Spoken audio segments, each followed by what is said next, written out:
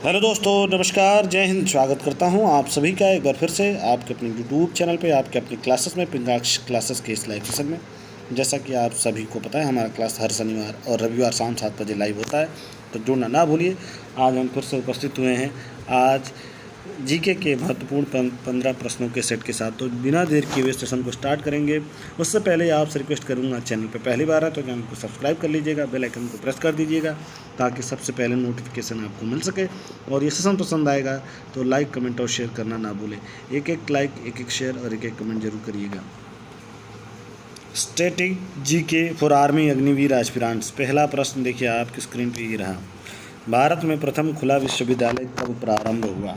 Option आपके सामने है, आपके स्क्रीन पे है। ऑप्शन पढ़ता हूँ। ए 1980, बी 1982, सी 1984 और डी 1985। तो सही आंसर है आपका ऑप्शन बी 1982, बिल्कुल करेक्ट है ऑप्शन बी 1982। चलिए बढ़ते हैं हम दूसरे प्रश्न की तरफ। दूसरा प्रश्न देखिए, भारत में परमाणु ऊर्जा के विकास में सबसे अधिक योगदान किया था, बताइए किसने किया था? ऑप्शन आपके सामने है, ऑप्शन पढ़ता हूँ। ए जगदीश चंद्र बसु ने, बी होमी भाभा ने, सी वी रमन ने और डी मेघनाथ साहा ने।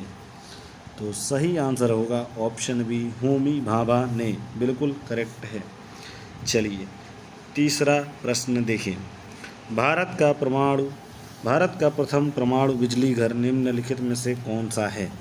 भारत का प्रथम परमाणु बिजली घर निम्नलिखित में से कौन सा है? Option A Rana Pratap Sagar, B Tarapur, C Narora और डी कलपक्कम।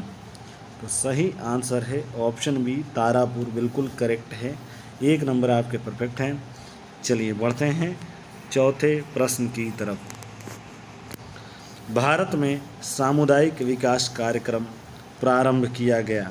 ऑप्शन ए, बताइए कब प्रारंभ किया गया? ऑप्शन पढ़ता हूँ। ए 1950 में, बी 1958 में, सी 1952 में और डी 1962 में। तो सही आंसर है ऑप्शन सी 1952 में, बिल्कुल करेक्ट है। एक नंबर आपके परफेक्ट है। भारत में सामुदायिक विकास कार्यक्रम प्रारंभ किया गया 1952 में, यानी कि 1952 में।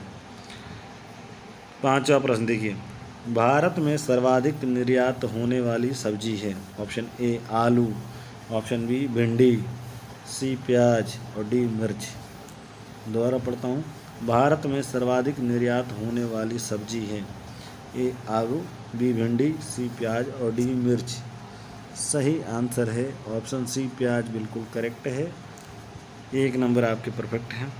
छठा प्रश्न देखिए, भारतीय कृषि अनुसंधान संस्थान पूसा बिहार में जिस वर्ष में स्थापित हुआ था वह है?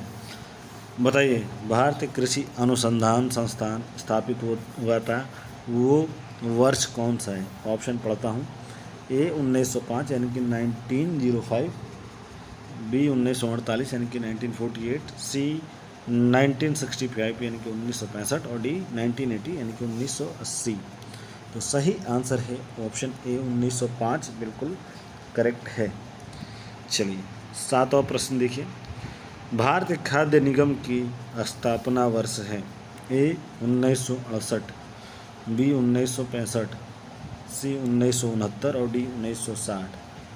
तो सही आंसर है 1965 ऑप्शन बी, बिल्कुल करेक्ट है। भारतीय खाद्य निगम की स्थापना 1965 में हुई थी। ये बहुत इंपॉर्टेंट क्वेश्चन है दोस्तों, इसलिए मैंने यहाँ लिखा है VIQ, वेरी इंपॉर्टेंट क्वेश्चन। 1965 में इसकी स्थापना हुई थी। चलिए आठवां प्रश्न देखेंगे बिना देर किए हुए, भारतीय राष्ट्रीय फिल्म पुरस्कार यानी कि इंडियन नेशनल फिल्म अवार्ड से संबंधित कौन सा फूल है? ऑप्शन ए कमल, बी सूर्यमुखी, सी गुलाब और डी गेंदा। तो सही आंसर है ऑप्शन ए कमल, बिल्कुल करेक्ट है। एक नंबर आपके परफेक्ट हैं। मैं बढ़ता हूँ 9वें प्रश्न की तरफ। समय मैं ज़्यादा ले नहीं रहा हूँ, जल्दी से मैं प्रश्नों को आगे बढ़ाते जा रहा हूँ। प्रश्न नंबर 9, भारतीय कृषि को समझा जाता है। ऑप्शन ए जीविकोपार्जन का साधन, बी एक व्यवसाय, सी एक व्यापार और डी एक उद्योग। तो सही आंसर है ऑप्शन ए जीविकोपार्जन का साधन। ये व्यवसाय या व्यापार नहीं है, ये जीविका चलाने का एक साधन है। भारतीय कृषि को जीविका चलाने का या जीविकोपार्जन का एक साधन माना जाता है। चलिए 10वां प्रश्न देखेंगे। भारत में सबसे ज़्यादा कौन सी मिट्टी पाई जाती है? भारत में सबसे ज़्यादा कौन सी मिट्टी पाई जाती है? ऑप्शन ए लाल मिट्टी, बी काली मिट्टी, सी लैराइट मिट्टी और डी एल्यूवियल मिट्टी। तो सही ऑप्शन है आपका ऑप्शन डी एल्यूवियल मिट्टी। भारत में सबसे ज़्यादा यही मिट्टी पाई जाती है। चलिए 11वां प्रश्न देखिए। भारत के समस्त स्थल भाग के कितने प्रतिशत भाग पर जलोढ़ मिट्टी का विस्तार पाया जाता है? ऑप्शन ए 2.4%, बी 24%, सी 32% और डी 42%। तो जिन लोगों ने भी मार्क किया होगा ऑप्शन बी 24% बिल्कुल करेक्ट है। 24% जलोढ़ मिट्टी का विस्तार पाया जाता है। चलिए 12वां प्रश्न देखिए। 12वें प्रश्न की तरफ बढ़ते हैं। भारत में विशालतम लैगून निम्न में से कौन सा है? Option A Kolleru lagoon, B Chilka lagoon, C Bamnath lagoon और डी पुलिकट लैगून। सही आंसर है option A Kolleru lagoon. Bharat में विशालतम लैगून कोलेरू लैगून है। चलिए 13वां प्रश्न देखिए। भारत में खारे पानी की सबसे बड़ी तटीय झील कौन सी है? ये सांबर झील, बी कोड़ा इकाई नाल झील, बी सी थोल झील और डी चिल्का झील। तो सही आंसर है ऑप्शन डी चिल्का झील बिल्कुल करेक्ट है। खारे पानी की सबसे बड़ी तटीय झील है चिल्का झील। चलिए 14वां प्रश्न देखिए।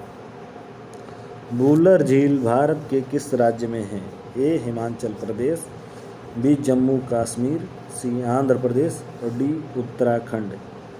तो सही आंसर है ऑप्शन बी जम्मू कश्मीर बिल्कुल करेक्ट है। वुलर झील भारत के जम्मू कश्मीर में है।